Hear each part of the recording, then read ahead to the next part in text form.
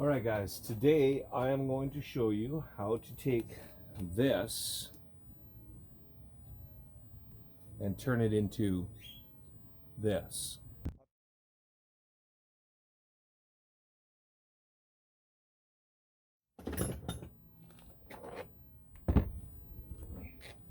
So to start, we're going to have to get the hardware off of here. Now hopefully this comes off easy. Make sure you apply some good pressure when you're trying to get these off. Go like that. Put all this stuff into a bag when we're done. Now this as well has some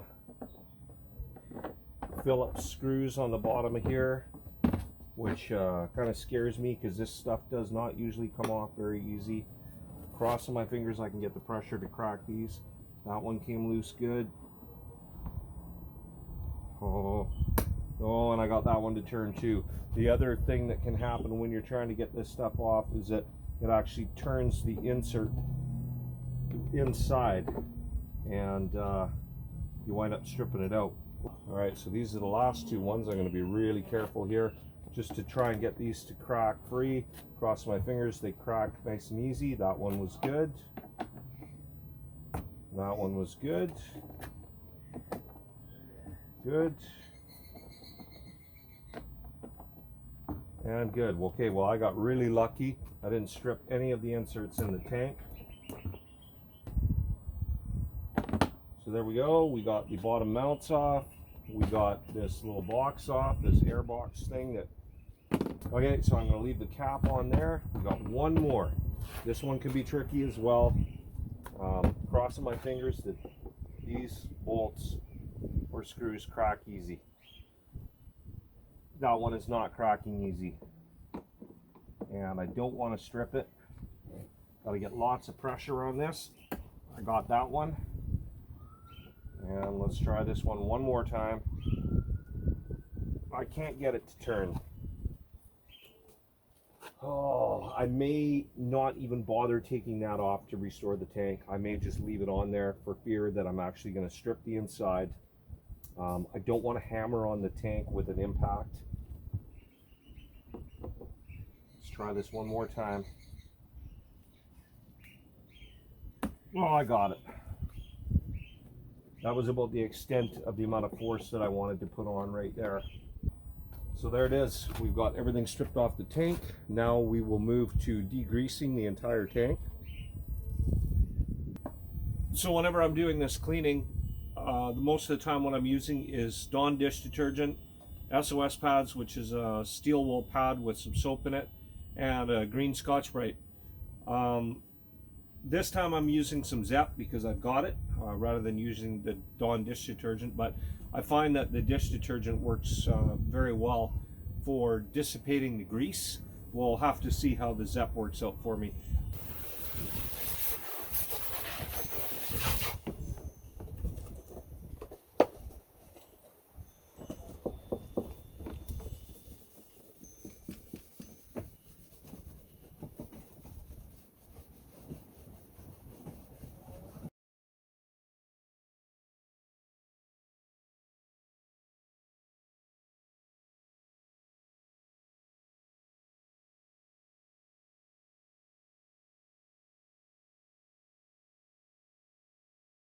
Alright, so now that we've got the tank completely cleaned, the best that I think I'm going to be able to get it with an SOS pad. There's still some black spots on here from wear, but the sandpaper is probably going to take most of that off.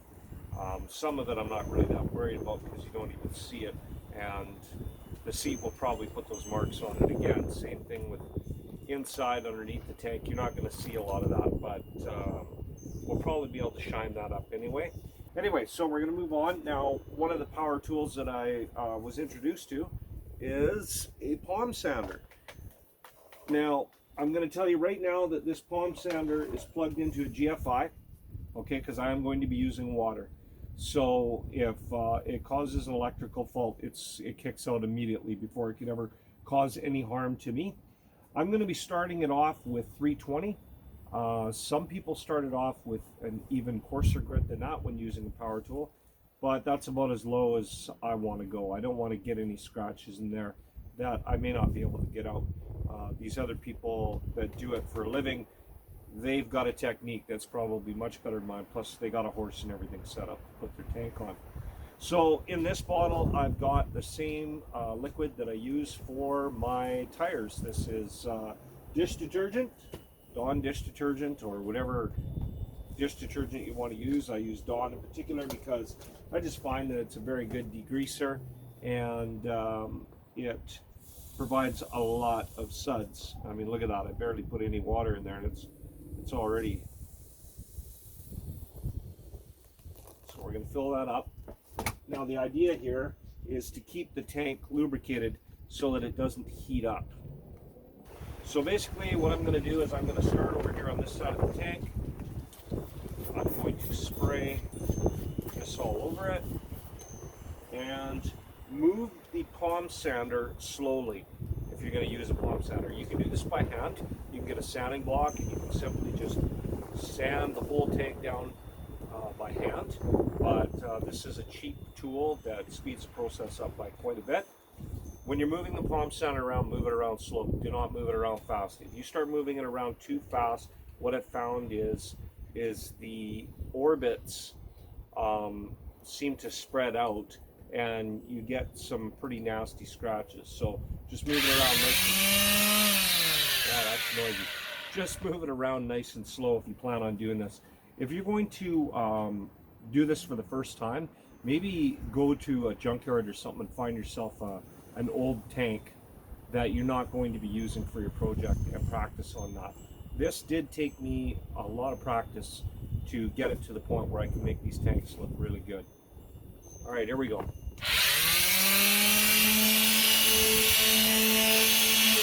Oh yeah, by the way, sorry. This is, if I didn't already say it, this is 320. I'm going to start with 320. And then I'm going to go to 400, 600, 800, 1000. I probably won't go above that. I found that anything above 1000, the buffing wheel that I use pretty much eliminates any scratches that are still left in it.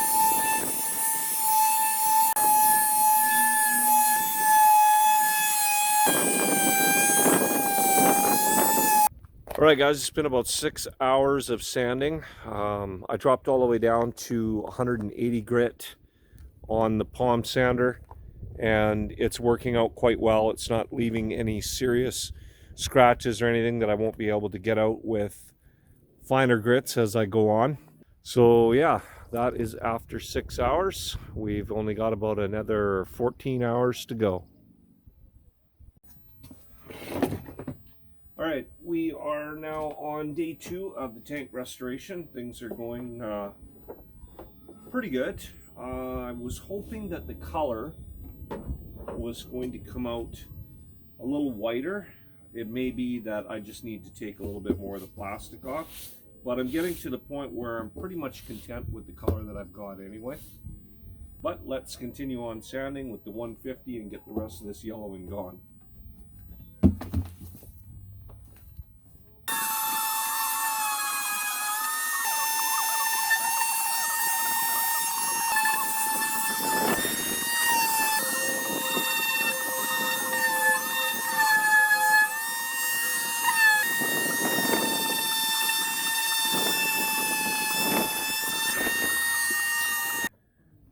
Alright guys, so that's going to conclude day number 2. We are about 12 hours into this tank now. That's going to be the end of using the palm sander. Actually, I probably would have used it a little bit longer, but the rubber pad of my palm sander is now starting to deteriorate, and it's causing little chunks to fall out, and then sanding the real fine stuff, I find that little debris is getting in to what I'm doing on this white tank, and it shows up as a smear, and then I got to clean it off every time. So it probably would have been almost the end anyway. I would have liked to have done a little bit more 400 with the palm sander, but now I'm going to do it by hand instead. And this side of the tank right here, this right hand side, it's going to be hard to see it in the sun. It'll be better once it's all shined up, when we get to the final sanding and polish. But that's 400 right there. And that's the color the tank is going to be. It's not going to get any whiter than that. That's the best that I could do. If you have a look up here, that is the original stained color. And then on the underside of the tank, there's a little bit of staining that I just left as is. I can get that out at a later date if I really want to. But right now, it's about getting the outside of the tank to look as good as possible. Some of the staining on the underside, I don't know if it would come out anyway. So tomorrow will be probably about 6 hours of hand sanding from 400 up to maybe 1,000, and then we'll have a look at it there and see if I can polish it at that point. But I think it looks 100% better than what it did, considering some of these tanks you never get the staining out. It's stained from the inside out. All right, so that concludes today. See you tomorrow. All right, guys, we are now on day 3 of the tank restoration. From here on out, it's all going to be hand sanding. So same thing, soapy water. We're going to go back to this side again with this brand new 400. The reason is although sandpaper should all be created equal and it should all be 400 grit, you never know. So we're going to use this new stuff today. I like to sand in a circular pattern. If you sand straight, I find that you cause straight line scratches that are a lot more difficult to get out than if you sand in a circular motion like this.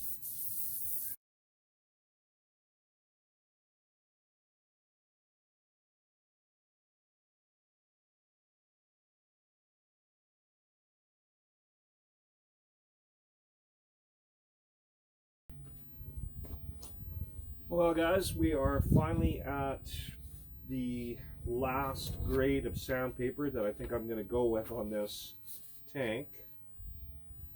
This is 1000 grit. I'm just looking at the current scratches that are on it, and I think this is probably about all I'm going to need to get them to the point of buffing.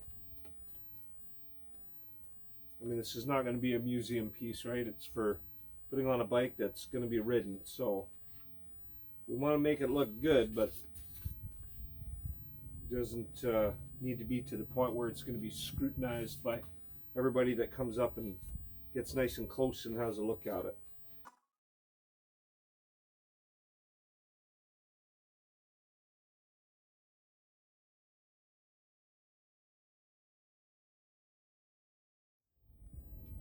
Alright guys, so the hand sand is done. We're now going to be moving on to the buffing. I'll be using 2 different buffing wheels plus some Meguiar's dual action cleaner polish. Now, I never used to use this. I just used one of these pads, a dry one. If I can remember, I'll put a link to where you can get these on eBay. They're pricier than what they were before. Used to be able to get, I think, a couple of these for about 10 bucks. Now they're about 12 bucks a piece. I don't know why, but they are more expensive. All right, so we're just gonna mix this up a little bit. Sit around for a while. I'm gonna start on the side.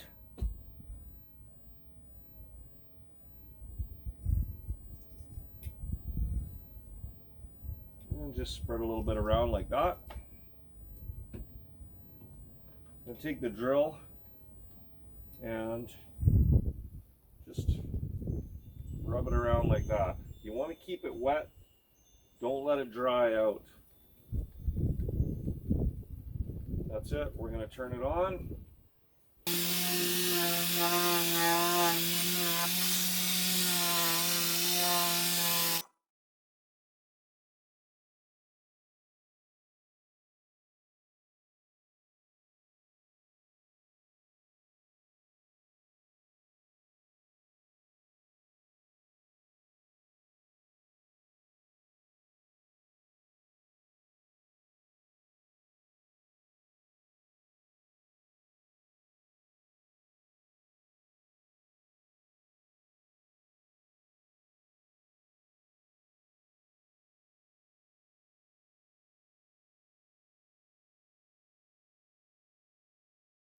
Okay, we are at the final stage of this tank restoration. There's still quite a bit of wax on here. With the other pad, it basically just kind of lays it in there. Now we go to basically a brand new pad. This one's nice and soft, and this is the one that's going to give it that real shine. It's been a challenge with the wind that I got going on here to keep any dirt and stuff off of here. With a white tank, I'd never done a white tank before out here. I've only done red ones, green ones, and yellow ones. I'd never really had an issue with debris landing on it and then getting into the plastic. So I don't see anything, and hopefully we don't get any more land on here right now. So this is it, final buff on this tank, and that will be complete. And we'll take it out in the sun and have a look at it.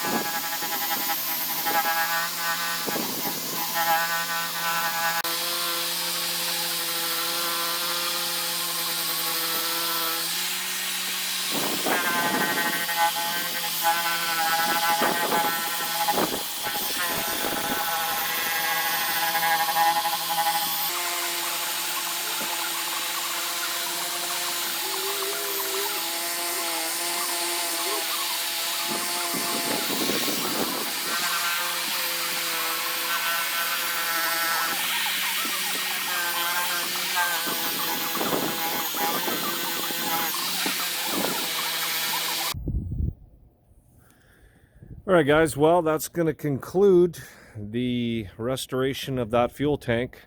It looks considerably better than what it did before, but I'm happy with the way that that turned out, and I think it's time to pull out the decals or decals and put them on there and see how it looks. All right, guys, well, I'm having a bit of an issue here trying to figure out where to place these decals on this tank. Now, these decals are from a company called Evo in Europe. They're really good quality. These ones are perforated. I didn't really want the perforated ones, but I'm okay with it because it's going on a non-OEM tank anyway. But the difficulty I'm having is the lines on the Clark tank are different than the lines on the original OEM tank. So if you look at the bottom in relation to the front here, and then in relation to this top side, this is way different. On the OEM tank, it angles down a lot more there. So I'm thinking what I'm going to do is I'm going to follow this front line and this bottom line. Okay, so they recommend that you heat these up. So I got my wife's trusty Testarossa hair dryer. She's got a brand new one, so she gave me this one. Doesn't take much. You can see it's kind of folding over already. Whoa.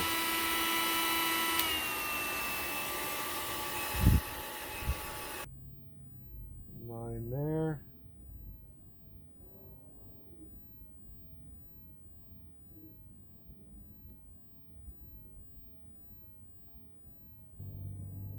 That looks pretty good.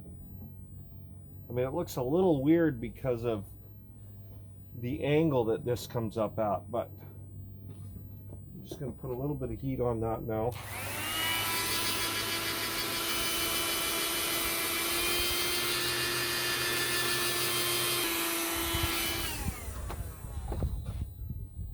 This one we're going to do a little bit different.